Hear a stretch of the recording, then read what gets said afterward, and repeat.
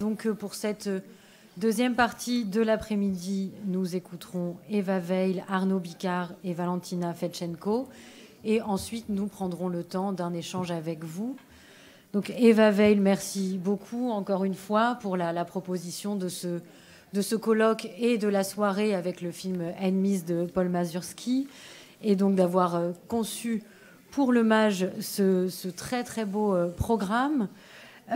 Eva Weil, vous êtes psychanalyste, oui, membre de la Société psychanalytique de Paris et chercheuse associée à l'UMR Ciris Paris 1 CNRS. Vos recherches se situent sur les frontières entre identité, relations internationales et civilisation de l'Europe. Vous avez la parole. Merci. Alors, comme j'interviens peut-être un peu après les autres, forcément, je vais redire des choses qui vont croiser ce qui a été déjà dit. Ça peut être bien, ça peut être négatif, on verra bien. En tout cas, ça va les croiser. Donc, l'autre monde et ses visages. Le mystère des mystères nous demeure invisible parce que le monde que nous voyons n'est pas tout. Cette affirmation d'Isaac Bashevis nous est rapportée par sa biographe, Florence Noisville, dès l'avant-propos du numéro de Lerne qui lui est consacré et que vous pouvez trouver à la librairie. Singer va déployer, illustrer, défendre et argumenter cette affirmation tout au long de son œuvre. Il croise ainsi paradoxalement une des affirmations de la psychanalyse sur le discours manifeste et le sens latent qui se dévoilent en se dissimulant l'un dans l'autre. Le jeu du conscient et de l'inconscient freudien se dissimule et se dévoile à travers les strates du conflit psychique, source de souffrance. Paradoxalement, je dis, car Singer ne cachait pas sa détestation de la psychologie et de la psychanalyse.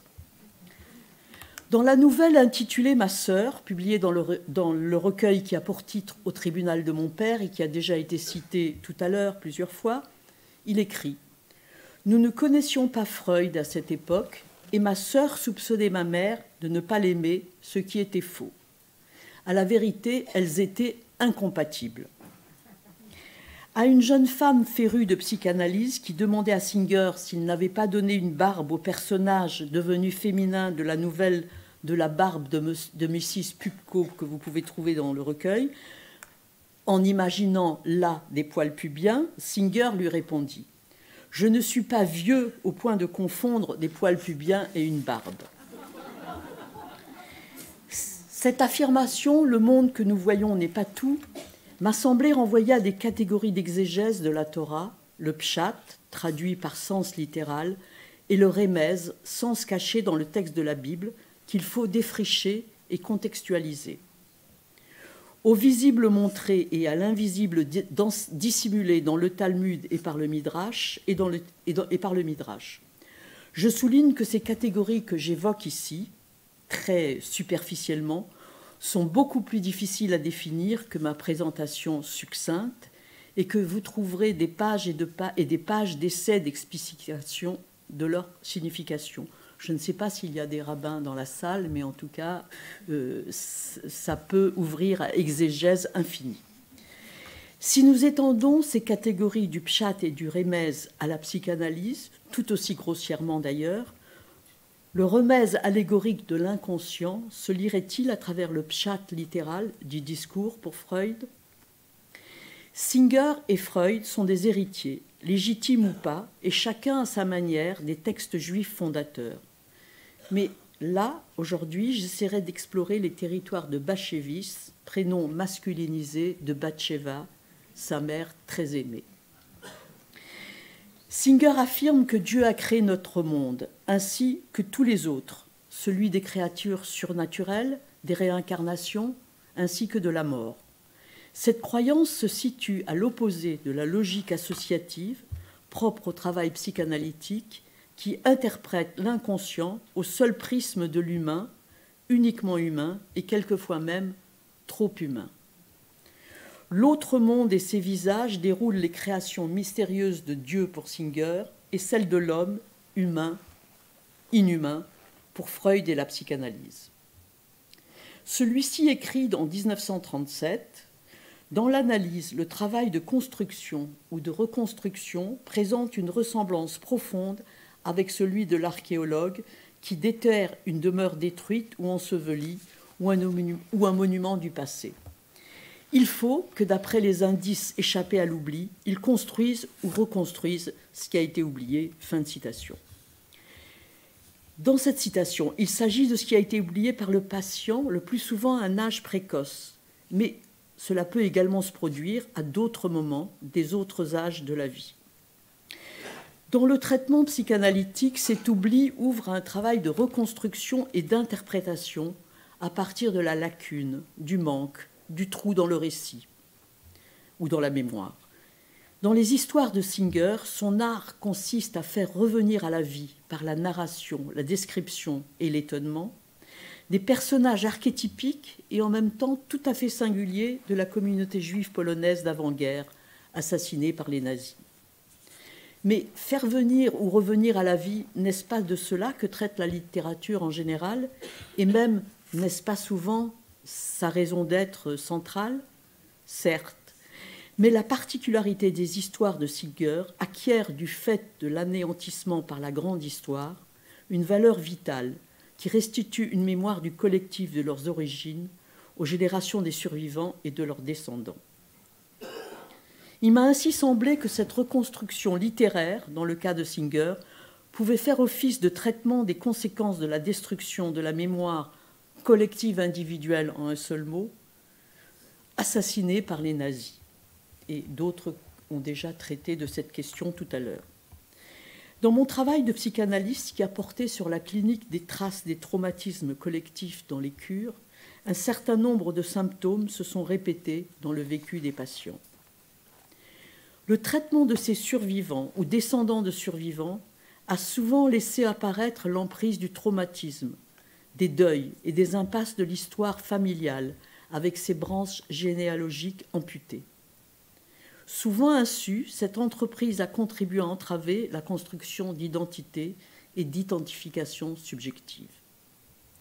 La Shoah risque alors de prendre le statut d'un événement originel, sans avant, effaçant l'histoire antérieure, tant familiale que collective, et induisant des mécanismes inconscients, comme les clivages de la personnalité et des troubles dans l'ordre de la pensée et de l'identité liés au deuil non connu. Dans le travail analytique s'impose alors un retissage avec les trous noirs des traumatismes narcissiques liés à la persécution et au génocide, ainsi qu'une accession à la grande histoire, et pour paraphraser Georges Perec, celle qui abat avec sa grande hache. Dans cette histoire insu, la singularité des nouvelles et romans singériens introduisent un mode narratif où les généalogies romancées qu'ils nous présentent brodent, raccommodent en partie les trous de la disparition des individus, des cellules familiales ainsi que des groupes d'appartenance. Sa narration, qui utilise essentiellement des affects, déplie des trames de la vie collective qui existaient dans les communautés des Juifs assassinés. Les différents groupes de la Mitteleuropa d'avant-guerre, que ce soit les Shtetl avec leurs rabbins miraculeux ou pas, les organisations communistes, bundistes, sionistes, chassidiques, les associations de voleurs et de prostituées, nous sont comptés par les histoires des individus, de leurs errances et de leurs déviances.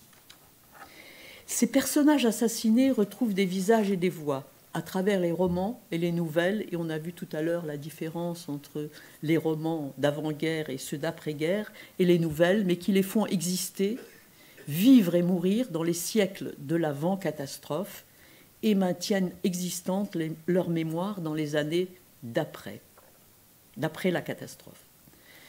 Singer apporte ainsi une pierre centrale à l'édifice post-catastrophe qui fait échec au projet d'effacement de la mémoire du monde, corollaire du projet génocidaire nazi. Il faut noter que les écrits de Singer ne font pas partie de ce qu'on a dénommé la littérature concentrationnaire, terme porté par David Rousset, qui désigne généralement tous les ouvrages relatant l'histoire des ghettos, des camps de concentration nazis, ainsi que les modes d'assassinat des Juifs durant la Seconde Guerre mondiale. Et pourtant, sa littérature est celle de la survivance et même, surtout, en partie de la vie d'après. Bashevitz n'a pas vécu la Shoah en personne, comme on l'a déjà dit tout à l'heure non plus, ni n'a écrit directement sur ce qui s'est passé en Pologne pendant l'occupation nazie. Il n'a connu les camps et la déportation qu'à travers les récits des rescapés rencontrés en Amérique après la fin de la guerre. À travers eux et leur destin singulier, il rencontre et côtoie les visages de la destruction, comme vous le verrez dans le film qui sera projeté tout à l'heure, Enemies, une histoire d'amour. C'est ainsi qu'il se situe comme celui qui entend la parole des rescapés, la parole de la lacune, de la disparition, comparable peut-être à la position qu'occupe quelquefois le psychanalyste dans les cures, qui ne nécessite pas d'avoir connu les mêmes expériences ou le même vécu que son patient. Tout comme Singer, le psychanalyste peut ne pas avoir connu personnellement les expériences singulières dont il est question, mais elles peuvent lui devenir connues au travers des éprouvés et des affects narrés, partagés, transmis, voire transférés. Dans une introduction à Enemies, une histoire d'amour, publiée pour la première fois en 1966 dans le Jewish Daily Forward, Singer écrit « Bien que je n'ai pas eu le privilège de traverser la Shoah d'Hitler, j'ai vécu pendant des années à New York avec des réfugiés de cette épreuve. Je m'empresse d'ajouter que ce roman n'est en aucune façon l'histoire du survivant type, ni de sa vie, ni de son combat. Comme l'essentiel de mes fictions, ce livre retrace une histoire exceptionnelle avec des héros particuliers et une combinaison d'événements qui sont uniques. Les personnages ne sont pas seulement victimes des nazis, mais également des victimes de leur propre personnalité et de leur destin, ce qui fait le lien avec ce qu'il a écrit avant-guerre. Hermann Broder, dont on a pas mal parlé tout à l'heure, personnage central du roman Enemies, est avec Asa Heschel, héros de la famille Moscat paru en 1950, un des personnages masculins les plus proches du cœur de Singer. La trame narrative des liens entre la vie d'avant et celle d'après la destruction, d'avant la vie, après la vie, est un élément de base de l'écriture de Singer. Car pour lui, au-delà du désordre humain, il y a un ordre peu visible mais constamment présent, l'œuvre d'un Dieu impénétrable mais omnipotent et omniscient qui laisse la question du mal se déployer sans réponse. Singer rappelle « Je n'invente pas de personnage puisque le Tout-Puissant l'a fait avant moi. Il en a des millions et des milliards à son actif. Il croit en ce Tout-Puissant d'une croyance ésotérique et énigmatique, imprégnée d'archaïque désespoir. » Comme souvent chez Singer, Enemies décline des scénarios désespérés qui reflètent les puissantes contraintes aveugles internes des personnages. Ces contraintes tissent le fil rouge des actions et comportements, en conflit avec leurs désirs, leurs aspirations et la force de leurs pulsions. Chez lui, les répétitions de destinée vont continuer sous des déguisements énigmatiques, douloureux, divers, où les forces du bien et du mal s'affrontent, tandis que les morts et les vivants cohabitent selon des rencontres et des temporalités improbables. Dans ma pratique, chez les survivants ou enfants de survivants que j'ai pu rencontrer, les ingrédients de notre clinique psychanalytique, tels que le renversement en leur contraire, les répétitions mortifères, les dénis de la mort et les clivages du moi, sont présents et actifs et traités différemment que dans l'œuvre d'Isaac Bashevitz. Chez lui, les morts, comme je viens de le dire, continuent à vivre sous d'autres visages, dans d'autres lieux, et il les rencontre quelquefois à Buenos Aires ou à Philadelphie, au hasard des voyages ou des errances.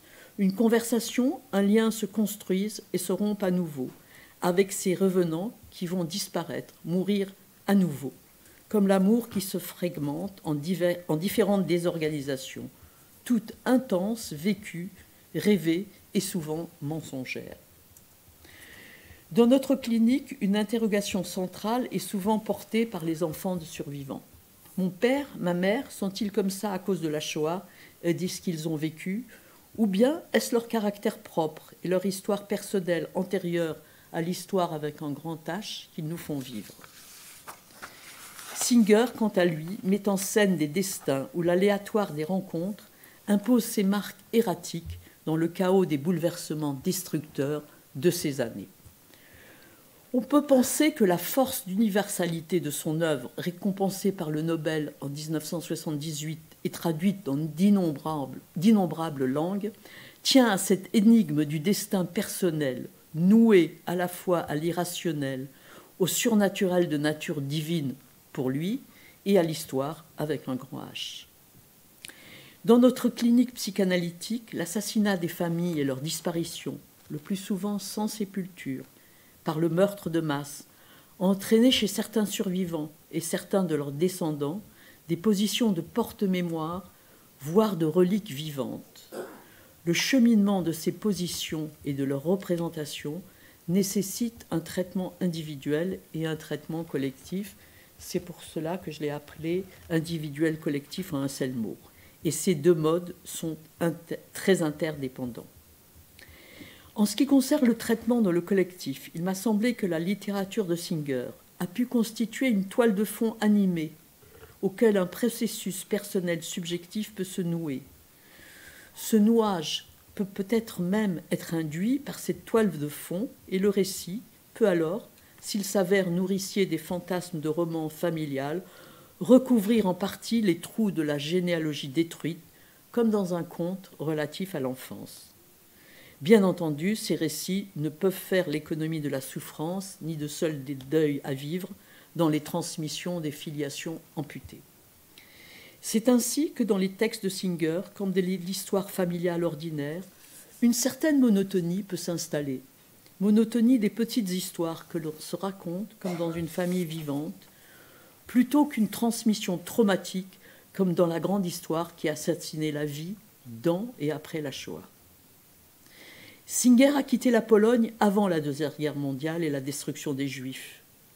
Mais la fonction historicisante de ces récits s'est mise en place dans son œuvre à partir de l'arrivée des rescapés du massacre en Amérique à la fin des années 40. C'est ce qu'il exprimera dans les années 50 à un journaliste qu'il interviewe. « Personne ne verra plus jamais la Varsovie que j'ai connue.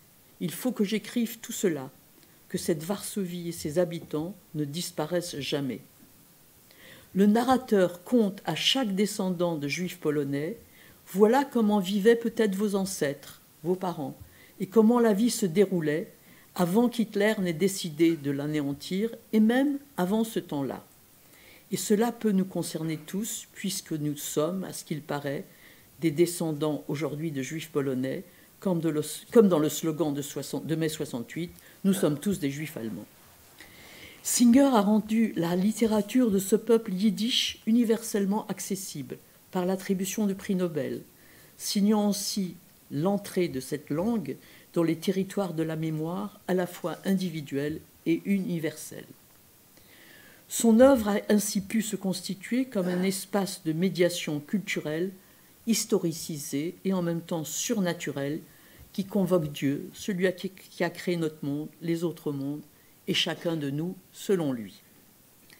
Ces récits s'adressent, certes, universel oblige à tout le monde, mais dans une adresse plus privée, plus secrète, à ceux qui n'ont pas connu dans leur environnement les assemblées généralement ordinaires de grands-parents, oncles, tantes et cousins, ce cœur social et familial assassiné qui a tant manqué aux générations de survivants. Chantal Akerman écrit, et vous allez peut-être le voir dans une prochaine événement du MAGE qui s'appelle Histoire d'Amérique, elle écrit, je cite, « Au lieu de connaître mon histoire par une transmission directe de parents à enfants, il m'a fallu passer par la littérature et lire Isaac Bashevis Singer, par exemple. Mais cela ne suffisait pas. Ses souvenirs à lui ne pouvaient pas être tout à fait les miens. Alors, d'un emprunt à l'autre, je me suis constitué des souvenirs imaginaires. Les visages de l'autre monde, mon titre, seraient-ils ceux des êtres humains assassinés, sans sépulture, de ceux qui ont survécu sans leur environnement, de Dieu qui a créé le chaos et la pré-catastrophe, sans Isaac Singer aussi, mais avec l'héritage de ces personnages, d'Ibouk et Démon, qui parlent toujours en yiddish. Alors qu'il nourrissait des pigeons dans la rue à New York, un policier lui rappelle que c'est formellement interdit. Singer lui dit alors qu'il est possible qu'en vertu de la réincarnation, Il pourrait se retrouver un jour, le policier et lui, sur le toit d'un immeuble, en train de débattre, réincarnés en pigeons. Donc, autant les nourrir dès maintenant. Dans la ronde des âmes à travers les Gilgoulim ou réincarnations, le pigeon qui se tient immobile à l'entrée de Central Park serait-il celui que Singer pensait devenir ou avoir été un jour? Je vous remercie de votre attention.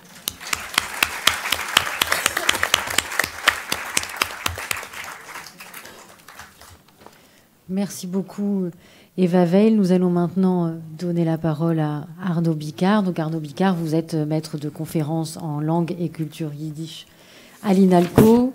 Vous avez rédigé le projet de l'Agence nationale de la recherche consacrée à la traduction des langues juives et vous avez traduit également le roman Le Chevalier Paris et la Princesse Vienne d'Elia Levita, qui a été donc publié aux éditions de l'Antilope. Vous faites une intervention à deux voix avec Valentina Fenchenko. Valentina, vous êtes docteur à l'Université de Saint-Pétersbourg et ingénieure de recherche à l'Université Paris-Sorbonne. Valentina a traduit en russe notamment les romans d'Isaac Bashevis Singer depuis les originaux yiddish. Vous avez la parole. Ah oui. Merci beaucoup, merci. C'est pas rien, oui. Merci à Sophie, merci à Eva, Isabelle et à toutes les personnes qui ont rendu possible ce colloque. Je suis vraiment heureux de pouvoir intervenir et présenter un aspect de son œuvre qui me touche à cœur, c'est-à-dire la façon dont interagissent l'œuvre yiddish avec l'œuvre anglaise, la façon dont Isaac Bashevis Singer les a conçues l'une et l'autre, et la façon dont nous, aujourd'hui, nous devons les aborder. À partir du moment où Isaac Bashevis Singer a commencé à se construire comme un écrivain de langue anglaise au début des années 1950, avec la publication de sa nouvelle Gimpel le Naïf, traduite par Saul Bellow pour le New Yorker, et la parution de sa large fresque familiale sur la Varsovie d'avant-guerre, la famille Moscat, il a volontairement limité l'accès du public au corpus de ses œuvres en yiddish. Non qu'il les ait particulièrement cachés. C'est même tout le contraire. Il les publiait systématiquement dans divers journaux yiddish de New York, principalement dans le Vorwärts, le plus grand quotidien yiddish new-yorkais, où 4 fois par semaine, pendant près de 50 ans, ont paru 2000 mots de sa plume. Mais il ne s'est jamais engagé pour faire paraître ses écrits yiddish sous forme de livres. Ce n'est pas faute d'en avoir exprimé l'intention à plusieurs reprises auprès de sa traductrice Ruth Whitman ou de son fils Israël Zamir. Mais tout cela n'est resté que vœu pieux. À partir des années 1950, donc, Singer a sciemment construit un double corpus destiné à deux types de lecteurs très distincts. Un corpus yiddish adressé aux lecteurs de la presse yiddish new-yorkaise, majoritairement immigrés, familiers du monde d'écrit et de ses coutumes, maîtrisant ses codes linguistiques, ses rituels religieux, les différents niveaux de sa culture. Et Singer est connu pour le raffinement avec lequel il est capable de reproduire les différents registres du discours et les nuances sociales et culturelles. De l'autre, un corpus destiné au public américain au sens large, porte d'entrée vers la littérature mondiale, puisque Singer a mis un point d'honneur à ce que ses œuvres soient traduites dans d'autres langues depuis l'anglais et non depuis le yiddish. C'est un public en majorité non juif, pour qui le monde d'écrit est en général exotique et qui n'en maîtrise pas les codes et la culture. En d'autres termes, Singer a volontairement construit deux figures octoriales très différentes l'une de l'autre et les a strictement séparées. Pour vous donner une illustration simplement en chiffres, de romans parus sous forme de livres, en anglais, il y en a 13, en yiddish 5. De nouvelles, 10 recueils en anglais, 3 en yiddish. De mémoire, 5 livres en anglais, 2 en yiddish.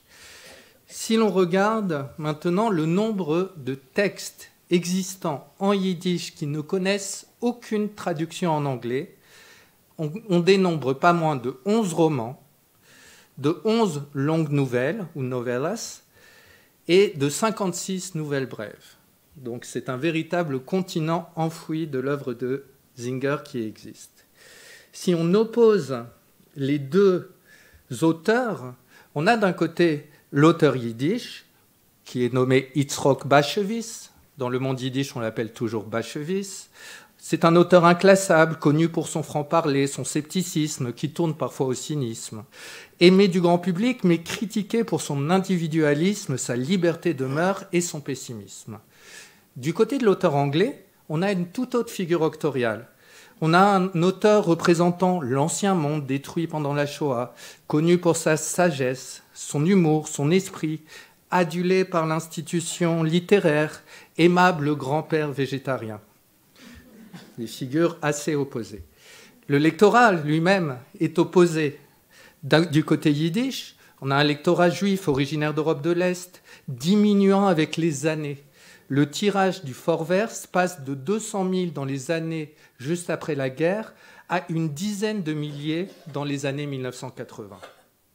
Du côté du public anglais, on a un public d'abord américain, puis mondial, universel, croissant à mesure que la célébrité de l'auteur augmente, depuis le monde intellectuel new-yorkais des années 50 jusqu'aux masses touchées par le film Yentl de Barbara Streisand au début des années 80.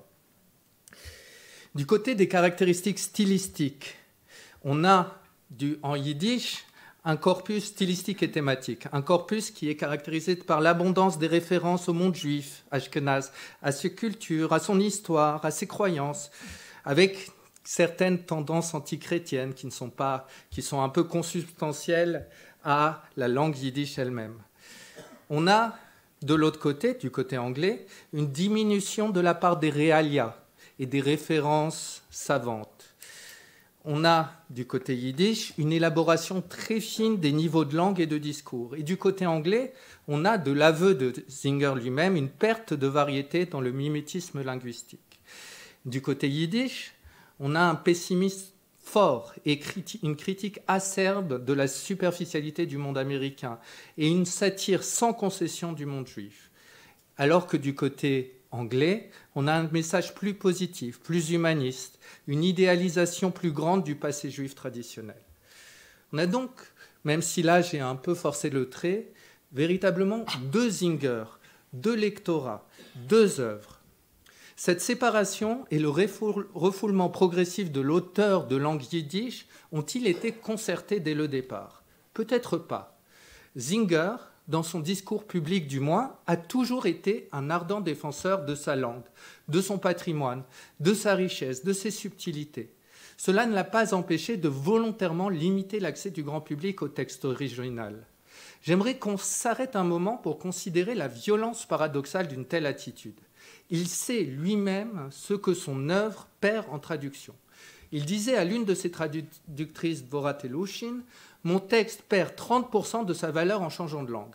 Il faut donc qu'il soit 150% excellent pour rester acceptable. » Et malgré tout, non content de ne pas satisfaire ses promesses récurrentes de publication de ses œuvres en yiddish sous forme de livres, il a activement limité la diffusion des textes originaux, limitation qui a toujours cours aujourd'hui. Joseph Sherman, le traducteur anglais d'Ombre sur l'Hudson, 4e roman traduit du yiddish après la mort d'Isaac Bashevis Singer, a témoigné des résistances de la maison d'édition anglaise Faber & Strauss face à ses choix de traduction. Il a dû se battre pas à pas contre la tendance des éditeurs à effacer les aspérités de l'original, à refuser les expressions et les images yiddish qu'il s'était permis de transposer en anglais, à déconstruire le tissu métaphorique de l'œuvre, notamment toutes les malédictions liées à la maladie, au cancer, que vous connaissez les malédictions yiddish, elles sont riches et savoureuses. Eh bien, l'éditeur ne voulait qu'il aille en enfer et il ne voulait rien d'autre. Et Sherman ne l'a pas toujours emporté face à son éditeur. Ce qui était terrible dans ces échanges, selon son témoignage, c'est que l'éditeur pouvait toujours se référer à la pratique et à la volonté de l'auteur. Telle n'était pas la philosophie de traduction de M. Singer. Une philosophie clairement appropriatrice, domesticating dans la terminologie de Laurence Venuti. Se pliant se pliant aux volontés institutionnelles du monde éditorial américain et peut-être même les devançant. La conséquence de la position de Singer affecte les traductions de son œuvre jusqu'à aujourd'hui, plus de 30 ans après sa mort.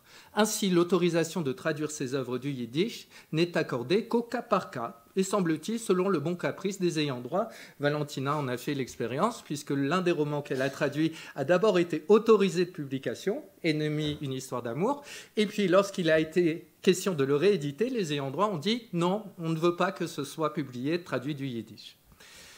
Et pourtant, de quelle richesse ne se prive-t-on pas en faisant l'économie d'un regard sur les œuvres dans la langue où elles ont d'abord été écrites? Sans rentrer dans le détail des raisons qui ont poussé Singer à partiellement enfouir ses propres œuvres yiddish, je pense qu'on ne viserait pas très loin en lui attribuant, comme à tant d'autres femmes et d'hommes de sa génération, un rapport trop douloureux à la destruction de son peuple et de sa langue. La plupart des écrivains yiddish de sa génération ont réagi par la dénégation et ont continué à agir et à publier comme si la guerre n'avait pas retiré le sol sur lequel leur culture était bâtie. Lui, au contraire, en a acté la disparition, jouant espièglement, mais au fond tristement, sur l'état de cette langue mourante que les fantômes aiment lire. Quand on voit cet écrivain qui prend une part active à la disparition de pans entiers de son œuvre, et non pas seulement de brouillons ou de textes préparatoires, comme il a parfois lui-même voulu présenter ses textes yiddish, mais bien des œuvres complètes, publiées dans un journal, à défaut de paraître en livre, on ne peut s'empêcher de rapprocher le cas d'Isaac Bashevis Singer de celui de Kafka. Si Max Brod avait accédé à la volonté de détruire ses manuscrits, c'est une fraction minuscule de l'œuvre de Kafka que nous connaîtrions aujourd'hui. Mutatis mutandis, c'est une telle image tronquée que nous observons quand nous faisons abstraction du corpus yiddish de Singer. En 1968, Singer publie en anglais, dans le New Yorker, une nouvelle intitulée « Un ami de Kafka », qui sortira sous forme de livre dans un recueil publié en 1970, livre qui porte justement le titre de cette nouvelle, Un ami de Kafka, A Friend of Kafka. Stratégiquement, il s'agit de se placer dans les pas du grand auteur pragois, déjà extrêmement lu et commenté à cette date, peut-être l'archétype du grand auteur mondial, de se tourner décidément vers la littérature monde. Le lecteur cultivé, confronté à un tel titre, pense avant tout à Max Brod. Qui est-il sinon un ami de Kafka? Et ne peut s'empêcher de se demander s'il ne s'agirait pas d'une nouvelle consacrée à l'héritage de l'écrivain, à la promesse rompue de l'ami. En réalité, l'ami en question, que Singer nomme Jacques Cohn, et qui en réalité s'appelait Itzik ou Itzrock, ou bien Itzrock Levy, l'acteur est un acteur de la troupe yiddish du théâtre Gimpel de Lemberg, qui a beaucoup marqué le jeune Kafka lors de ses visites à Prague en novembre 1911. La nouvelle est écrite à la première personne et se présente comme autobiographique, même si elle ne l'est sans doute que très partiellement. La scène a lieu au siège de l'Association des écrivains et journalistes juifs à Varsovie, le 13 rue Tlomatsky à Varsovie, un local mythique. C'est à moitié un club culturel, à moitié un bistrot, qui servait à Singer de deuxième maison, ou peut-être même de première maison, pendant la grosse décennie où il a vécu à Varsovie. C'est justement en cherchant à décrire l'aura de ce lieu que j'ai pour la première fois plongé dans le continent enfoui des œuvres yiddish de Singer. Car deux longs textes, un roman qui se nomme Dem Schreibers Club, le club des écrivains, qui date de 1956, et des mémoires, Figuren und Episoden von Literatenverein, des figures et épisodes de l'Union des littérateurs, qui datent de 1979, sont entièrement consacrés à ce lieu. Singer y a-t-il vraiment rencontré l'ami vieillissant de Kafka, qu'il dépeint comme un hôte habituel? Rien n'est moins sûr, puisqu'aucun écrit autobiographique parmi la grosse douzaine d'auteurs que j'ai analysés ne le mentionne. Comment nous le dépeint-il? Comme une véritable épave humaine. Famélique, gelé chaque soir sur son grabat dans sa chambre de bonne. Pourquoi cet homme continue-t-il donc à vivre dans cet état lamentable, lui qui a parcouru l'Europe, qui a fait la gloire des scènes en Allemagne, en France et ailleurs? Parce qu'il est joueur et qu'il se demande quel mauvais coup va ensuite lui jouer Dieu ou le diable. Que raconte-t-il? Une histoire invraisemblable que même le plus grand auteur de mélodrame, ou Schunt en yiddish, n'aurait pas osé raconter, celle d'une magnifique comtesse qui, poursuivie par son amant déchaîné, vient trouver refuge jusque dans son lit, le lit à lui de l'acteur décrépit, et va jusqu'à s'offrir même à lui. Le narrateur, pris de pitié, lui donne quelques groschen pour prix de sa peine et de ses histoires, mais il semble surtout dégoûté et attristé par son interlocuteur. La nouvelle s'achève sur une proposition de la part de Lévy, ou plutôt de Cohn dans l'histoire, à son interlocuteur, le jeune Zinger. Il lui dit « Je vais vous présenter Madame Chisik ». Qui est Madame Chisik? C'est l'actrice que Kafka a tant aimée, pour qui il a eu un véritable coup de foudre sur la scène du théâtre yiddish. Et donc Jacques Cohn, le vieil acteur, lui dit « Je vais vous la montrer parce qu'il se trouve qu'elle vient de rentrer dans le local ». Et le jeune homme refuse. Il ne veut pas, sans doute, détruire l'idéal dont Jacques Cohn lui a dit qu'elle n'était pas beaucoup plus jolie, dans un meilleur état que lui. Que veut nous dire Zinger dans cette fascinante et étrange nouvelle? Sinon, n'allez pas trop fouiller le passé. Il a mal vieilli. Ce passé yiddish de Kafka, sa fascination de jeunesse pour cette actrice, son meilleur ami. Ne faites pas comme Max Brod qui nous a livré accès à eux et à travers le journal et les autres écrits de la grosse malle de manuscrits sauvés. Appliqué à sa propre œuvre, cela voudrait dire n'allez pas voir mes textes yiddish, mais doit-on l'écouter? Ce serait oublier qu'il était joueur et qu'il aimait qu'on lui résiste, que lui aussi attendait de voir notre prochain coup. Et Valentina va à présent vous montrer à quel point lire les deux versions d'une œuvre, en l'occurrence le roman Ennemi, une histoire d'amour, est non seulement enrichissant, mais indispensable. Merci beaucoup Arnaud.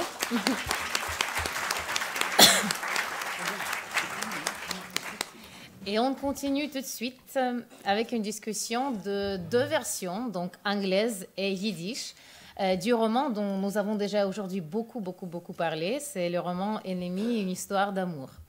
Je vous rappelle juste en quelques mots, vraiment, quelques phrases, que le personnage principal de ce roman, qui s'appelle Hermann Broder, on a déjà prononcé beaucoup son nom aujourd'hui, c'est un juif survivant de la Shoah qui arrive à New York avec sa femme polonaise non juive qui lui a sauvé la vie pendant la guerre. En Amérique, il fait connaissance avec sa maîtresse Masha, une autre survivante de la Shoah. Et il trouve également là-bas sa première femme, Tamara, disparue pendant la guerre. Dans la version anglaise, il existe seulement ces trois femmes. Mais en yiddish, une quatrième femme a été rajoutée. Ou peut-être elle existait, mais après elle a été cachée. Et c'est une femme, c'est pas juste une femme, c'est une féministe lesbienne qui s'intéresse à la Kabbale et au chassidisme. Pourquoi alors cette quatrième femme a disparu de la version anglaise de la rédaction de l'auteur? Parce que c'est, comme on a déjà bien entendu parler, bien sûr, les éditeurs ont influencé Bashevis quand ils retravaillaient cette traduction, mais c'est lui surtout qui avait le dernier mot. Alors, pour résoudre cette énigme, analysons d'abord un autre changement effectué par l'auteur dans la version anglaise du roman. Je peux vous rassurer qu'il en a effectué beaucoup. Il a beaucoup changé ce texte. Alors, dans le roman yiddish, mais nous, on va analyser seulement deux cas, donc de cette femme et le deuxième. Dans le roman yiddish, il y a une longue et vive description de la ville de New York, dans laquelle la ville est présentée comme une sorte de Moloch, monstrueuse divinité païenne à laquelle on sacrifiait autrefois les premiers-nés en les jetant dans un brassier. L'auteur nous dit, là je cite la version yiddish du roman. Hermann Broder vivait à New York depuis déjà plus de 2 ans, mais cette ville continuait à l'étonner. Son ciel bleu-gris et les murs dressés de ses immeubles produisaient une chaleur tropicale. Là, on réparait un pont. Des machines vrillaient l'asphalte. Les gourdonneuses dans lesquelles l'asphalte était fondu produisaient des flammes bleues. De la terre creusée, plein de tuyaux d'acier et de morceaux de vieux bitume, émanait une odeur impossible à décrire.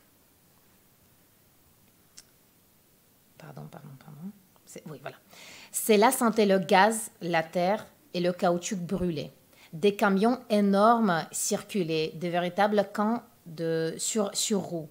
Non loin, il y avait un incendie. Des sirènes, des camions de pompiers hurlaient et geignaient. Hermann pensa soudain qu'ainsi devrait résonner la plainte d'Adadrimon dans la plaine de Megiddo. Donc c'est une allusion biblique claire. Bashevis en découle un passage apocalyptique semblable à un camp de concentration où chacun choisirait de vivre de son plein gré. Ce n'est pas une ville, dit Bashevis dans les versions yiddish, mais un camp de concentration où les victimes viennent volontairement attirées par des espèces de bouts de papier qui portent le nom de dollars. Dans la version anglaise, l'image du camp de concentration s'inverse en une représentation diamétralement opposée, transformant New York en paradis du judaïsme. Par l'intermédiaire du narrateur, on perçoit la vision qu'Hermann Broden, donc le personnage principal, a de la ville qu'il observe à travers la fenêtre d'un autobus. Celle-ci semble peuplée de chassidim aux papillotes plus longues que celles de leurs congénères varsoviens. D'hommes à barbe grise dont les yeux, perpétuellement penchés sur le Talmud, brillent de sagesse et de sagacité. Ça, c'est la version anglaise. Les rides qui sillonnent leur large front rappellent à Hermann les lignes tracées par les scribes sur les rouleaux de parchemin, tandis que leur visage exprime une application obstinée, aussi riche en années que leur mémoire est riche de livres étudiés. Il est évident que cette transformation de l'image apocalyptique en image idyllique ne va pas sans une certaine ironie de la part de l'auteur. Il s'agit justement de l'un de ces cas où la version yiddish et la version anglaise se répondent l'une l'autre, créant un jeu intertextuel qui invite à lire les deux textes en miroir, à l'image d'une Amérique qui apparaît comme la doublure narrative de l'ancien monde. Dans le texte anglais, l'opposition Europe de l'Est-États-Unis est d'ailleurs fortement réduite par rapport à ce que l'on observe dans le texte yiddish, où la vieille Europe est constamment mise en parallèle avec le nouveau monde, auquel le héros ne parvient pas à s'adapter. Pourquoi Bashevis-Singer abandonne-t-il ainsi sa description apocalyptique de l'Amérique, donc dans sa version anglaise? Ce n'est pas qu'il craigne de choquer le lecteur américain, même si ce facteur a pu jouer un rôle dans le processus. C'est en réalité toute une ligne thématique fondamentale dans le roman yiddish qui disparaît en anglais, celle qui concerne l'adaptation des Juifs d'Europe de l'Est à la vie américaine et la confrontation entre le nouveau et l'ancien monde. La description apocalyptique de New York conduit le lecteur à penser que le choc de la rencontre entre le monde américain et celui de l'Europe de l'Est a pour conséquence l'anéantissement de ce dernier et, en fin du compte, l'annihilation du protagoniste. Reviendrons à la quatrième femme qui disparaît de la version anglaise. La quatrième femme a un prénom américain ordinaire. Elle s'appelle Nancy. Et son nom de famille est très bizarre pour le ré américain. Elle s'appelle Nancy Isbell. Ce nom fait allusion à deux autres mots en même temps. Et ces deux autres mots, il existe en plus dans deux langues différentes, donc en anglais et en yiddish. D'un côté, c'est une anagramme du mot lesbi. Et on sait déjà bien que cette américaine, déjà comment son apparence est décrite, elle est une créature entre deux genres, entre deux sexes masculine et féminine en même temps.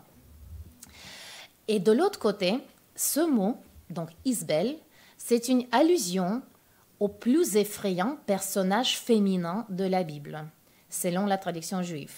C'est la fameuse reine Jézabel, qui se battait contre le prophète Élia et qui imposait l'idolâtrie au peuple juif. Ce personnage a un double ancrage dans l'actualité américaine de l'époque, d'un côté, et dans la tradition juive de l'autre. Dans les années 60, a eu lieu la deuxième vague féministe, aux États-Unis surtout. Et les discussions des droits des femmes et des minorités sexuelles sont devenues très à la mode. Le discours féministe s'est approprié le personnage de Jézabel. Pour cette raison, ce personnage est devenu, à cette époque-là, justement à ces années, aux années 60, et je vous rappelle que la version yiddish du roman Ennemi a été publiée en 1966, donc c'est exactement ces années-là. Donc à cette époque, ce personnage de la reine Jézabel est devenu très populaire dans la littérature américaine, dans la filmographie, et même dans les chansons américaines, donc dans la culture populaire. Malheureusement, je ne peux pas vous montrer là, dans un slide, des livres et des disques qui étaient justement, qui parlaient de cette reine Jézabel, donc qui est devenue un personnage de la culture populaire en ce moment aux États-Unis. Et pour Bashevis Singer, cette interprétation du personnage biblique qu'il connaissait de son enfance, bien évidemment, cette interprétation était très étrange. En créant donc la figure de cette Nancy Isbell, de cette quatrième femme, il propose une relecture très personnelle de cette réinterprétation américaine de ce personnage biblique, une sorte de mise en abîme. C'est cette liaison avec l'actualité américaine qui rend ce personnage intéressant, ainsi que la distance inévitable et radicale qu'un lecteur de la culture yiddish a avec une interprétation positive de cette reine éminemment négative dans l'Ancien Testament et donc dans la culture yiddish traditionnelle. Du point de vue psychologique, le personnage de Nancy Isbell dans le roman n'est pas réellement élaboré et il manque de vraisemblance. Cette femme apparaît dans le texte du roman comme une curiosité du monde américain, donc comme une chose exotique pour un lecteur yiddish traditionnel. Bashevis Singer se contente de ce jeu de mots sur le nom du personnage biblique et de cette constatation du fait qu'aux États-Unis, une femme lesbienne peut s'intéresser aux études de la Kabbale et de chassidisme, des matières traditionnelles juives, que pour lui, c'est un paradoxe. Pour le monde yiddish traditionnel, c'est un paradoxe. Donc, ce personnage a plus un rôle symbolique dans le texte du roman yiddish. Or, traduit en anglais, il perd sa signification symbolique et son étrangeté radicale qu'elle avait pour le lecteur yiddish, elle est perdue pour un lecteur américain. Ce personnage de Nancy Isbell est problématique également du point de vue des références culturelles différentes des deux lectorats, de Isaac Bashevis Singer, de ses lecteurs américains et de ses lecteurs yiddishophones. Même si un lecteur non yiddishophone, par hasard, peut voit le personnage biblique dans la reine Jézabel, derrière cette jeune féministe, il l'interprétera selon sa propre expérience culturelle, qui n'est pas la même que celle de l'auteur. Pour la même raison, Bashevis Singer omet des citations bibliques de ces textes anglais. En yiddish, il y en a plein, car l'auteur donne une grande importance de l'intertextualité avec le texte de la Bible et des commentaires qui encadrent aussi la vie quotidienne. Mais il se rend bien compte que dans la culture protestante, les mêmes citations ont déjà gagné d'autres interprétations et d'autres significations et des probablement fausses associations. Cependant, l'auteur essaie d'être prudent avec son lecteur inconnu parce qu'il sait qu'il lui manque des connaissances du background des lecteurs américains. Donc, cette quatrième femme, la jeune américaine Nancy Isbell, joue dans la version yiddish le rôle de l'ange de la mort pour le protagoniste. C'est avec elle que Herman Broder disparaît des pages du roman. Il se retire dans la ferme de la tante de cette Nancy Isbell, quelque part lointain aux États-Unis. Et dans l'épilogue, c'est elle qui annonce à la femme de Herman, à Tamara, la disparition du protagoniste. La version yiddish du roman s'achève en outre sur les mots de Nancy Isbell. Elle dit « Herman Broder, il n'arrêtait pas de dire combien il était heureux. Et tout à coup, il s'en est allé. Pourquoi et où? Si ce n'est vers le repos du tombeau. Et ce sont les derniers mots du roman yiddish, de la version yiddish. Donc, cette quatrième femme, qui a disparu de la version anglaise, devient un symbole d'assimilation qui mène d'une façon inévitable à la disparition de la langue et de la culture yiddish aux États-Unis. Bravo.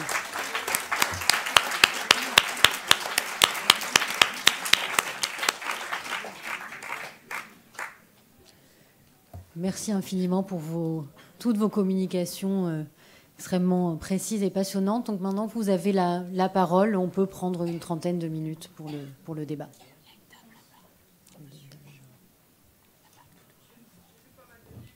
Attendez le micro, s'il vous plaît. On va vous apporter le micro. Oui, bonjour. Merci beaucoup pour ces présentations. Alors, moi, j'étais très intéressée par la dernière présentation, vraiment, de voir ces deux auteurs différents d'Israël. Alors, j'aurais voulu savoir, est-ce qu'il est prévu de traduire en français les textes yiddish de Singer? Alors... C'est une très bonne question. C'est une très bonne question qui dépend essentiellement de la politique de la maison d'édition anglaise et des ayants droit. Les dernières nouvelles de cette politique, c'est qu'ils autorisent les traductions du yiddish d'œuvres qui n'ont jamais été traduites. Donc on peut déjà essayer et espérer fournir la traduction notamment de ce roman passionnant dont j'ai parlé, Le Club des écrivains, qui est un roman autobiographique très riche sur la vie en Pologne de l'entre-deux-guerres. Il faut le temps et les forces pour s'y mettre, mais je ne reculerai peut-être pas devant la tentation. J'ai une question. Il y a très peu de temps, je ne sais pas s'il y a 1 an ou 2, est sorti le roman Kayla la Rouge, qui était un roman qui a été publié très tardivement. Et on a parlé de beaucoup de réticences. Je ne sais pas si c'était les ayants droit ou... Est-ce que ce roman-là fait partie du fameux continent caché dont vous nous parliez? Et est-ce qu'on peut espérer qu'en avançant dans le temps, plusieurs autres romans paraissent? Parce qu'évidemment, Kayla la Rouge était assez subversif sur des personnages dans la communauté juive et pouvait nuire à la réputation, entre guillemets, ce qui avait fait reculer sa parution. Merci. Oui, tout à fait. Moi, il fait totalement partie de ces romans. Il avait paru dans le Vorwärts. Comme je vous l'ai écrit, les chiffres que je vous ai donnés dataient de 2002. Il listait, c'est une bibliographie d'Isaac Beschwisinger, qui listait l'ensemble des romans yiddish qui n'avaient jamais été traduits en anglais. Il y en avait donc 11. Kayla la Rouge fait partie de ces 11. Donc aujourd'hui, il y en a un de moins. Et il me semble qu'il y en a peut-être eu encore 1 ou 2 qui ont été traduits, notamment, je ne sais pas si... Je pense que quand même les Ombres sur l'Hudson étaient déjà considérés comme ayant été traduits à cette époque, mais j'espère vraiment que cela aura lieu. Mais effectivement, il y a des réticences qui, malheureusement, tirent leur origine de l'attitude d'Isaac Beschwisinger lui-même, qui a interdit notamment à Marie-Pierre B, qui a traduit tout Singer en français, d'apprendre le yiddish. Il lui a dit... ne l'apprenez pas, pourquoi? Vous avez la version définitive. Il a interdit à son fils, Israël Zamir, qui bien sûr parlait yiddish, d'aller regarder la version yiddish avant de le traduire en hébreu. Donc j'ai peur que cette attitude-là mette des bâtons dans les roues des personnes qui veulent offrir au public la vision de cette œuvre souterraine. Mais l'espoir est quand même là. C'est très, très contradictoire. Tu veux dire quelque chose? Je voulais juste dire que pourtant, les versions yiddish des romans de Yitzhak Beschwisinger sont en ce moment accessibles en ligne. Donc, si vous parlez yiddish, si vous pouvez lire yiddish, vous pouvez les lire en yiddish sans aucun problème. Mais voilà, tout de suite sur Internet. Oui, je t'en prie. Pour la petite histoire, Clara Larousse a été exhumée par son éditrice italienne qui l'a trouvée, comme tu dis, et qui l'a fait traduire et qui l'a transmis, fait à Stock, qui est donc l'éditeur traditionnel de Singer. Voilà, pour la petite histoire. Ouais, c'est un livre assez étonnant. Oui. Mais c'est justement c'est ce Singer sans filtre, parce qu'on voit que même dans Ombre sur l'Hudson, qui a été traduit après la mort de Singer, qui était donc un roman publié en 1956-57 dans le Vorwärts, l'éditeur a continué à pratiquer la politique de Singer, a continué à défendre sa politique. Donc il y a comme souvent, des gardiens du temple. Je ne sais pas si ces gardiens du temple, à mon avis, ils nous privent quand même de beaucoup de choses fascinantes. Mais en même temps, ils nous permettent, en même temps, ils nous permettent d'aller chercher des inédits. Oui, c'est ça. Et de garder ouvert l'intérêt pour quand ils permettent à ces inédits de paraître. Oui. Donc la plupart des livres que l'on lit en français sont les traductions depuis les bouquins en anglais, quoi. Toutes. Donc dans Enemies, on ne le verra pas, quoi. Absolument toutes. Absolument toutes. D'ailleurs, je ne sais pas si vous avez vu, il est sorti il y a 10 ans exactement, un documentaire qui s'appelle Les Muses d'Isaac Bashevis-Singer, et dans lequel on a est interviewé notamment Marie-Pierre Bay qui parle de ce roman. Et elle ne se souvenait plus, est-ce que dans le titre on a mis un E au mot ennemi. Ennemi, ce seraient les femmes, les ennemis. Ou en anglais, bien sûr, enemies, ça peut être les femmes, ça peut être les hommes. Elle a choisi le E. Ce qui oriente un peu la lecture. Oui, justement, moi je voulais un peu protester. Je trouve que ça prive, ça enlève le sens justement qui est lié à la Shoah, aux visions, aux cauchemars qui voient tous les personnages survivants. Et donc ça justement, ça oriente un peu trop l'histoire à mon avis. Isabelle avec... Oui. Enemies, c'est Enemies, A Love Story. A Love Story. Donc, alors, il n'y a pas dans la version yiddish, il n'y a pas... Si. Si. A Love Story, quand même, ça détermine un peu en retour Enemies, non? Bien sûr, mais enfin, ça peut... est-ce que Herman n'est pas ennemi lui-même? Oui. Est-ce qu'il ne faut pas l'inclure? D'accord, oui, mais en tout cas, c'est pas question. si... Oui. Mais moi, j'avais une autre question, parce que moi, j'aime bien Ombre sur l'Hudson, ce qui n'est visiblement pas partagé par tous, là, ici. mais est-ce que vous avez lu aussi la version yiddish? Est-ce qu'il y a de grosses différences entre la version yiddish et la version en anglais? J'ai lu le témoignage du traducteur et certaines citations. Les différences ne sont pas très fortes. Il mentionne lui-même une série d'expressions qu'il n'a pas réussi à imposer. Il mentionne ces fameuses malédictions de « je te souhaite d'attraper un cancer », du ventre, des kishke, kishke c'est les intestins, que tes os se brisent, etc. Ça, l'éditeur n'en voulait pas. C'était pas assez américain. Mais il a perdu, ça perdait vraiment tout un... Parce que malheureusement, la maladie est un fil conducteur. Et donc, Sherman a essayé d'argumenter, mais ça n'est pas passé.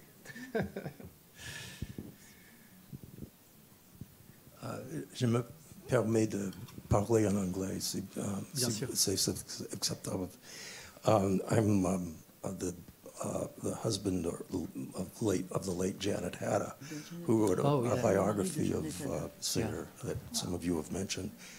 And I want to congratulate the last two speakers because you resolved the problem that drove Janet to write the book in the first place, which was what she initially considered the hypocrisy of Singer being both a sophisticated guy and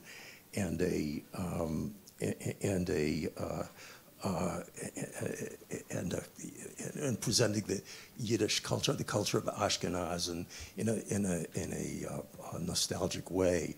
And one of her favorite stories was of Sam Polka and David Vishkover, which I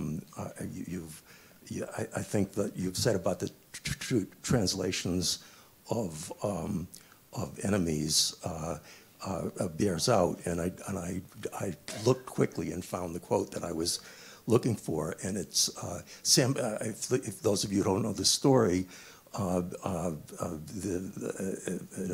successful Yiddish-speaking immigrant finds a woman in the old country, from the old country, and he goes and he courts her in Yiddish, and has a life with her, and then it comes about that he's able to perhaps be with her, but then he throws this away. He says, "Don't laugh. He's a real person to me. I've lived with him," talking about this. "I've lived with him so long that he is closer to me than Sam Polka." That's David Vishkever. Who is Sam Polka? That's a fake name. Who is Sam Polka? An old lecher who has made a fortune and doesn't know what to do with it. David Vishkever is a man like my father, peace be with him. And I mean, I think that that's what you've uncovered here, and I wish Janet were here to have heard your talks. Thank you very much. Yeah. I agree with you.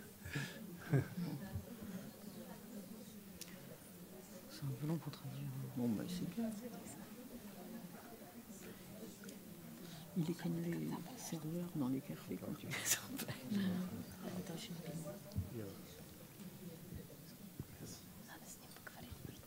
Oui. Comment est-ce que vous conciliez ce que vous dites du passage du yiddish à l'anglais avec une certaine réticence, voire hostilité vis-à-vis du yiddish, avec le discours qu'il prononce à l'issue de la réception de son prix Nobel devant la communauté juive qui s'est réunie après la cérémonie officielle. Il fait une démonstration extraordinairement brillante et drôle, enfin à mourir de rire, de la supériorité du yiddish sur l'anglais, en citant un certain nombre d'exemples de mots. Tel mot en anglais, on a 20 mots pour dire la même chose en yiddish avec beaucoup plus de subtilité et de nuances. Oui, oui. Là est tout le paradoxe. Hein. J'ai essayé d'émettre une hypothèse qui est celle, finalement... Alors, il n'a jamais lui-même critiqué sa langue. Hein. Il a toujours été, bien sûr, un admirateur et un cultivateur du yiddish qu'il plaçait très haut dans la hiérarchie des langues. Le problème, c'est qu'il ne l'a jamais... ça ne s'est jamais accompagné d'actes. Il n'a jamais dépensé un centime pour publier un texte en yiddish. Alors, il était connu pour être un peu pingre, mais à chaque fois qu'il recevait un prix, et Dieu sait qu'il en a reçu et couronné par le prix Nobel, il disait « Ah, c'est formidable, je vais utiliser l'argent de ce prix pour publier mes œuvres en yiddish ». Il ne l'a jamais fait. Et pourtant, il l'a dit, hein, il y a plusieurs témoins. Et après, ce discours fantastique, oui, il aimait sa langue. Mais il a jeté un voile, et à mon avis, l'hypothèse que j'ai formulée, c'est que c'est l'une des expressions du trauma, en fait. C'est que c'est comme ça, chez lui, que ça s'est exprimé par une sorte d'occultation presque passive. Hein. Ce n'est pas une occultation active. Il donnait l'autorisation. Quand on a voulu, à l'université hébraïque à Jérusalem, publier ses nouvelles, il a dit « Vous avez les sous ? Eh bien, d'accord, faites-le. » Mais il n'a rien fait lui-même pour que ça ait lieu. Je me demande si sa pingrerie et son avarice était quand même monumental, et dont témoigne son fils, par exemple, n'était pas un des signes du trauma. Je pencherais peut-être vers ça plutôt que le fait de ne pas avoir... Oui. Je suis très impressionné par ce que vous nous avez révélé, en tout cas à moi, sur cette différence, enfin l'auteur yiddish et l'auteur... Et alors ça serait intéressant vraiment de travailler ce qui se passe là, parce que le yiddish, c'est fait pour sauver ceux dont les autres ont été privés. Et en même temps, il n'est pas dans un mouvement de fossilisation ou de relique, Parce que c'est comme si le passage à l'autre langue impliquait obligatoirement la dynamique de la vie, et qui est de l'oubli.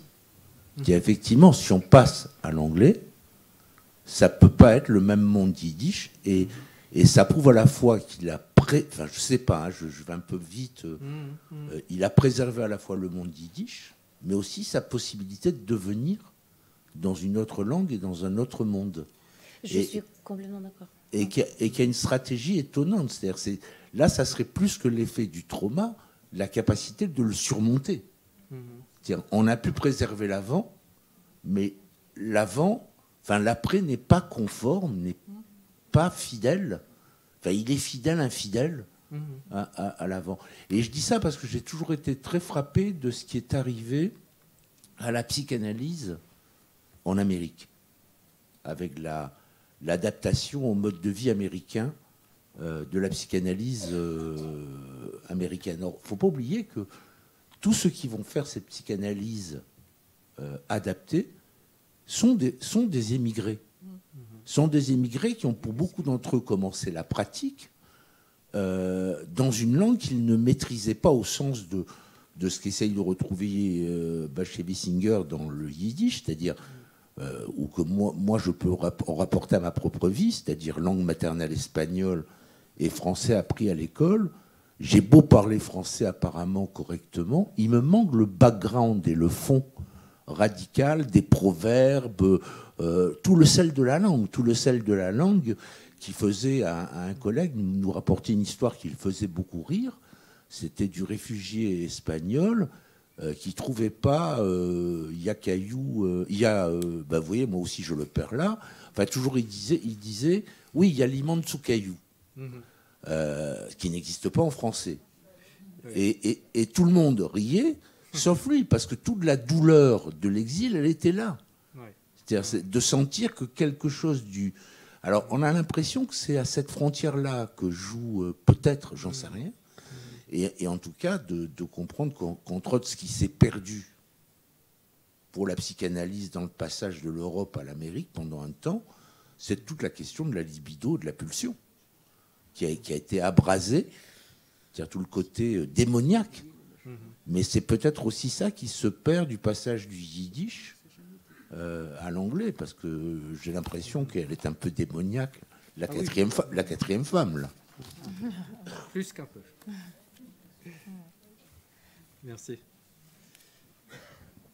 Les auteurs qui ont écrit successivement dans des langues différentes, ça ne manque pas, évidemment, avec l'immigration, notamment en Israël ou en Palestine, le mandataire. Mais est-ce qu'il y a d'autres exemples d'auteurs qui se sont ainsi dédoublés à écrire la même œuvre dans deux langues? Il y a des exemples très anciens, très traditionnels dans la langue yiddish. Le premier, c'est celui de Mendele Mocher Sfarim, qui a produit deux corpus, l'un en hébreu, l'autre en yiddish. Donc c'est quelque chose d'assez courant, disons, dans le monde juif. Après, je pense que Isaac Bashevis est assez unique dans la façon dont il a quand même publié toute une œuvre sous forme de journaux, tout en construisant totalement une œuvre parallèle, différente, en traduction, dans une traduction que lui-même s'est toujours attaché à ne jamais laisser à ses traducteurs. C'était dur d'être traducteur de Bashevis, parce que il voulait absolument pas que le crédit lui soit retiré. Et il a fini par prendre des traductrices, souvent des jeunes traductrices, qui ne parlaient pas yiddish. Donc, comme ça, elles ne mettaient pas leur nez. Ruth Whitman raconte qu'il lui a interdit, alors qu'il traduisait une nouvelle, il lui a interdit de prendre la nouvelle yiddish à la maison pour la traduire à tête reposée. Il a dit non, on fait ça ensemble. Donc, c'est unique ce cas-là.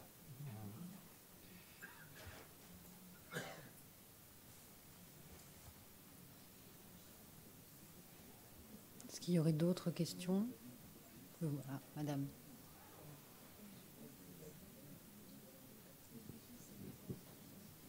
Ce n'est pas vraiment une question, c'est une suggestion. Je me demande si Isaac Bashevis-Singer pensait que les Américains ne comprendraient pas.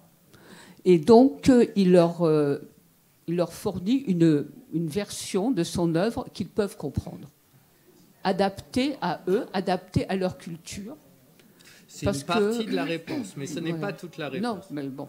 Je crois que c'est plutôt une autosatisfaction d'un auteur de son propre œuvre, hein, parce que je crois que, je ne sais pas si vous êtes d'accord avec moi, mais je crois qu'il considérait que la langue et surtout donc le monde yiddish, bon, perdu, qu'il était un peu intraduisible. Donc qu'il était vraiment que le transfert culturel était impossible. Et donc il fallait le faire d'une façon un peu tordue, mais c'est pas parce que le lecteur américain était un peu handicapé. C'est juste parce que il voulait mettre la culture yiddish en anglais comme si elle était dans un musée, en fait. C'était comme un monument à la culture. Déjà créer cette distance, cet exotisme. Par exemple, le roman Shosha, et ça c'est quand même très... pour moi, c'est très vraiment impressionnant. Donc, le roman Shosha en yiddish et en anglais, ce sont aussi deux romans assez différents. Et surtout, en ce qui concerne le début. Et donc, le début du roman anglais Shosha, le roman commence depuis mon enfance, je connaissais 3 langues mortes. L'araméen, l'hébreu et le yiddish. Mais donc... Alors, attention, mais en fait, tu viens d'écrire un roman en cette langue morte et après tu le traduis en anglais et dans la première phrase de la traduction, tu déclares que cette langue est morte. C'est une sorte aussi de jeu, d'ironie amère et quand même de cette tendance de déclarer cette culture intraduisible, à mon avis. Oui. Il y a peut-être aussi... l'envie de préserver un trésor dont on a parlé avec Eva. L'envie de... Mais est-ce qu'un auteur a le droit de garder l'accès à sa malle de manuscrits? Je ne sais pas. C'est une question morale extrêmement et juridique extrêmement forte. Et ses ayants droit le suivent dans sa démarche? Comment? Et ses ayants droit le suivent dans sa démarche? J'ai l'impression que oui, jusqu'à maintenant. Mais il y a eu puisque Valentina a pu traduire deux romans. Et d'autres traducteurs, ils ont traduit aussi. Par exemple, je ne sais pas comment dire en français, Shoim. Mais peut-être parce que c'est le russe. Le russe est très loin, distant. Donc c'est moins gênant si c'est traduit en russe que si c'était traduit en français. Et même en anglais, par exemple. En anglais, oui. Par exemple, parce que théoriquement, on peut avoir une deuxième version traduite mot par mot de l'original yiddish. Donc, quand tu dis non pas on peut, on devrait. On devrait avoir une normalement version traduite de l'original. Mais bien sûr, pour l'instant, c'est une fantaisie. Vous avez peut-être déjà... Il y avait quelqu'un d'autre avant? Non, allez-y. Vous y avez peut-être déjà répondu avant, mais qu'est-ce qui en est des œuvres pré-immigration aux États-Unis? Est-ce qu'il y a eu une traduction à l'époque directement du yiddish à d'autres langues européennes éventuellement? Alors, pour le cas du roman, il a publié essentiellement un grand roman avant d'arriver. On a découvert récemment qu'il avait publié dans les colonnes d'un journal de Varsovie aussi un premier roman autobiographique qu'il n'a pas achevé. Donc, on en découvre encore assez récemment. Mais le vrai roman qu'il a publié, c'est le Satan à Goraï, qui en français a été traduit sous 2 titres, Satan à Goraï et La corne de bélier. Et ce roman-là a été traduit par un traducteur anglais qui parlait parfaitement yiddish, un traducteur très fin d'ailleurs, qui s'appelle Sloan. Et ce que j'ai lu, cette traduction a été faite en 1956, si je ne me trompe pas. Et c'est l'une des rares traductions qui a été faite intégralement hors de la portée de Singer. C'est-à-dire que Sloan a traduit et ensuite Singer a commenté. Et ce que j'ai lu sur le sujet, c'est qu'il n'a pas aimé ce processus. C'est que Sloan avait un peu trop de crédit. On faisait un peu trop l'éloge de sa traduction. Et il n'a plus jamais laissé un traducteur traduire intégralement un roman seul. Donc Satan à Goraï est une traduction assez fidèle comparée au reste. Oui, la Corne de Bélier est très fidèlement traduite. Ouais. Et c'est quoi le vrai titre, du coup? Quelques chapitres de Satanangorai ont été traduits beaucoup plus tôt, en 1938, par le neveu de Bashevis, Mathieu Carr. Maurice Carr. Oui, bon, d'accord. Maurice Carr. Ouais. Et apparemment, tout à fait, oui, le fils d'Esther. Oui. Apparemment, c'était la première expérience que Bashevis a eue avec la traduction de ses romans. Apparemment, c'est là qu'il a un peu pris goût de la traduction. Donc, mais c'était juste quelques chapitres publiés dans une anthologie de récits juifs, voilà, de récits yiddish. Non, juifs, parce qu'il y a Pasternak dedans et tout.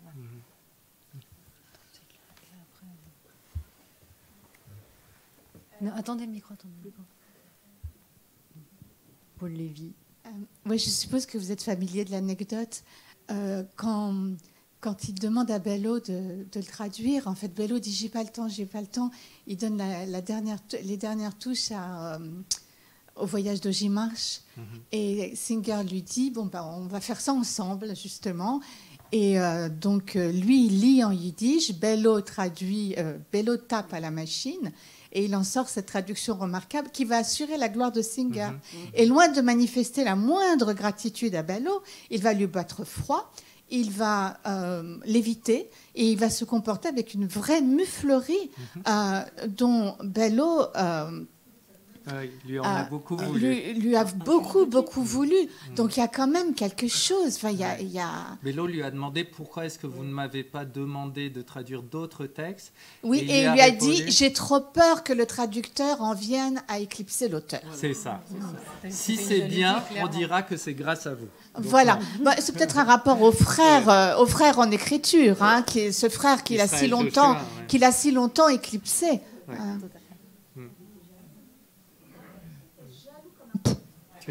Et radin, comme. Et radin. On a un bon écrivain, quand même. Ouais. Antoine, il y a Sonia là. Qu'est-ce qu'on va faire entre 6 et 7 on est libre à voir. Oui, je voudrais juste savoir si il existe un autre auteur qui écrit en yiddish, un auteur américain ou même d'ailleurs. Enfin, est-ce qu'il y a un nom qui sort? Parce qu'il y avait des gens qui écrivaient des short stories, je pense. Hein. Oui. Mais est-ce qu'il y a un vrai romancier Oui. Il y en a des très très grands, mais oui, effectivement, le premier qui vient à l'esprit et que moi je considère comme l'un des plus grands auteurs du XXe siècle, c'est Chaim Grade, qui est un contemporain d'Isaac Bashevis Singer. Tout le milieu yiddish qui n'aimait pas Singer a dit « Oh non, c'est Grade qui aurait dû avoir le Nobel ».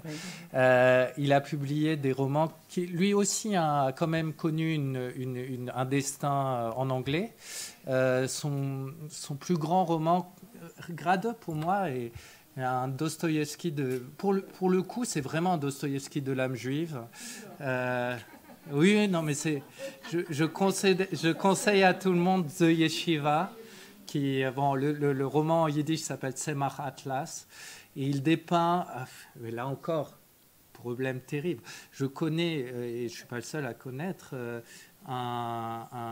le frère de Rachel Hertel, Aaron Waltman, a traduit ce roman, Tzemach Atlas, en français, dans une très très bonne traduction.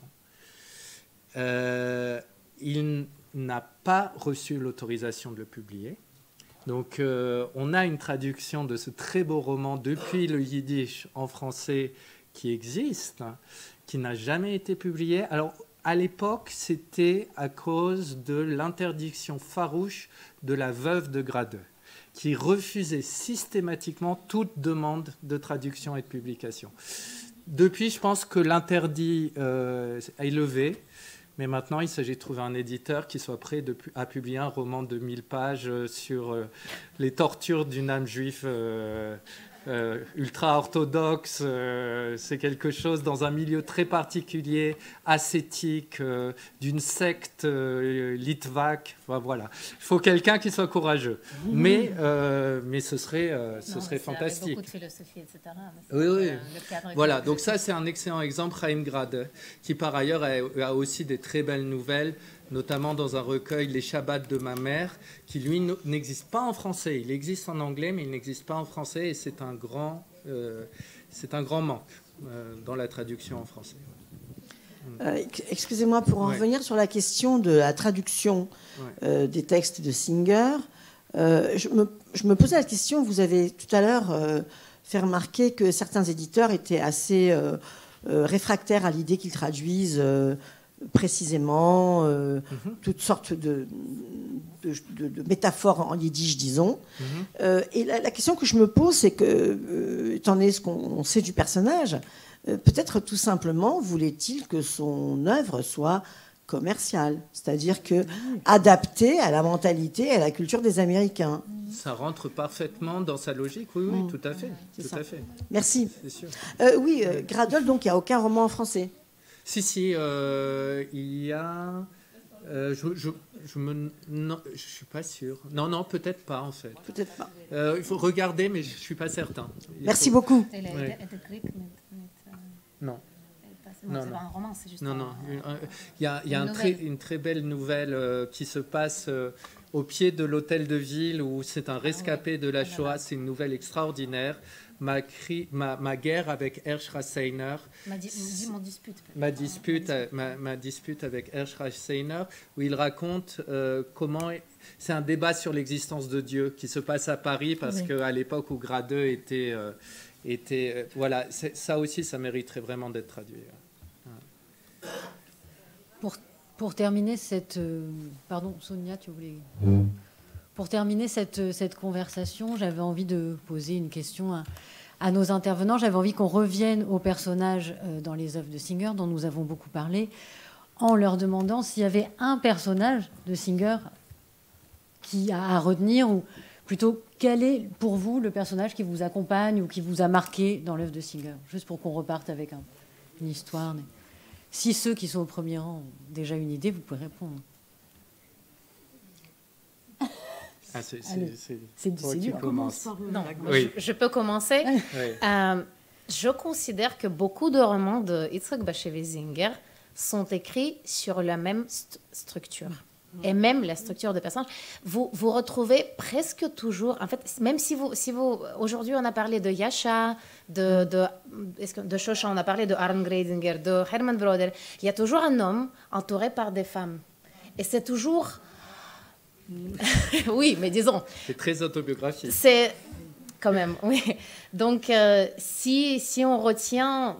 Bon, pour moi, c'est toujours ce personnage principal qui torture bien les autres et qui se torture lui-même dans plusieurs façons, je dirais. Donc, sociale, relation avec les femmes, bien évidemment. Également, sa relation avec Dieu, parce que, et ça, c'est une métaphore récurrente chez Bashevis, son personnage joue toujours, en fait, c'est peut-être plutôt Dieu joue toujours aux échecs avec son personnage principal. Il lui prépare des pièges tout le temps. Donc, c'est ce personnage contradictoire, torturé, souffrant et qui fait souffrir. Moi, mon coup de cœur et ce que je conseille souvent, c'est pas un personnage, mais moi, je trouve que Bashevis c'est le plus attachant, le plus touchant au tribunal de mon père. C'est vraiment une œuvre d'une grande humanité. Voilà. Donc si je dois choisir un livre, c'est celui-là que je choisirais. Oui, moi aussi je choisirais Au tribunal de mon père. Mais il y a un personnage féminin qui est très attachant, c'est Hadassah, la jeune femme orthodoxe et pure, qui est dans la famille Moscat, c'est ça, Hadassah, qui est un personnage de femme assez... indépendante, qui qui s'auto-éduque, si on peut dire, et qui garde une certaine force à travers toutes les séductions et attaques de Assa Echel. Oui. Je trouve que c'est une femme attachante, Hadassah. C'est vrai. Merci. De Oui, oui. De qui? Il y a de Vigan. L'esclave ou le certificat, Sonia Oui. Felous dit qu'elle a trouvé que c'était un de ses plus beaux romans. Oui. Est-ce que les trois intervenants du début de matinée, vous voulez répondre ou intervenir? Tu veux? Non, non, mais le micro va arriver. Il est en route. Il est en route. Et après, Oui. on va... Après, on finit. Est-ce que Bashevis et Marc Chagall se sont rencontrés? Ils ont dû se rencontrer. Je ne sais pas s'ils ont été très proches, je ne crois pas, mais ils ont dû se rencontrer. C'était des personnages publics, hein, mais il n'y a pas... Il n'y a pas de lien. Moi, dans aucune biographie, je n'ai rencontré. Il y a de récits sur ça, en tout cas. Non.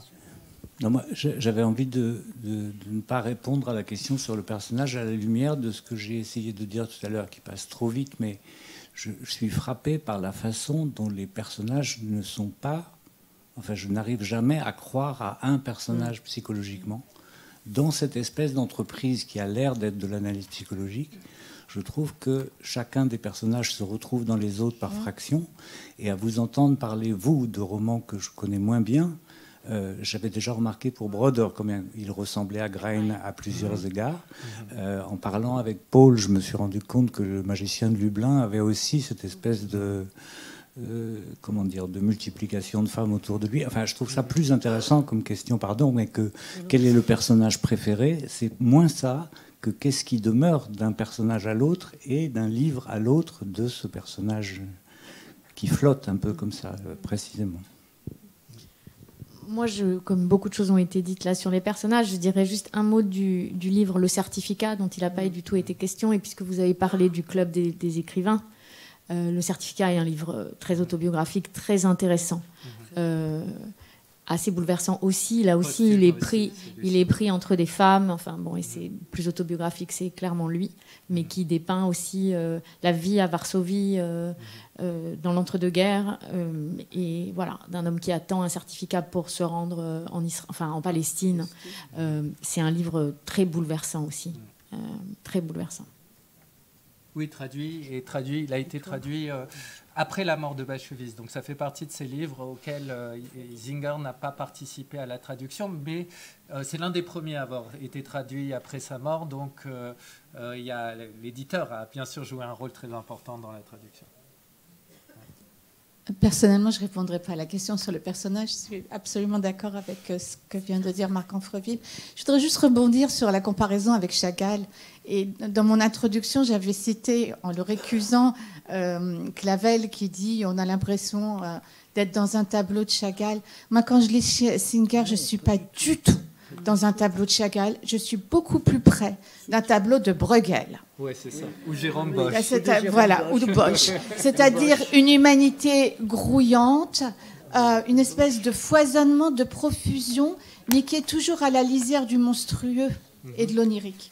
Et donc, je pense que vraiment, la comparaison avec Chagall, elle est tout à fait inadéquate. Voilà. Merci beaucoup pour ces réponses, non-réponses, mais je pense qu'ils ont été une très belle conclusion à cet après-midi. Merci beaucoup à vous. Merci Sophie. Merci à tout le monde. Merci à vous. Je vous invite à poursuivre la soirée avec nous pour la projection donc, du film Enemies, The Love Story de Paul Mazursky à 19h. Pour les personnes qui n'ont pas de place, vous pouvez vous inscrire sur liste d'attente. Il y a de fortes chances que vous puissiez rentrer. Donc, je vous invite à tenter votre chance. Merci beaucoup à tous et à bientôt. Ouais.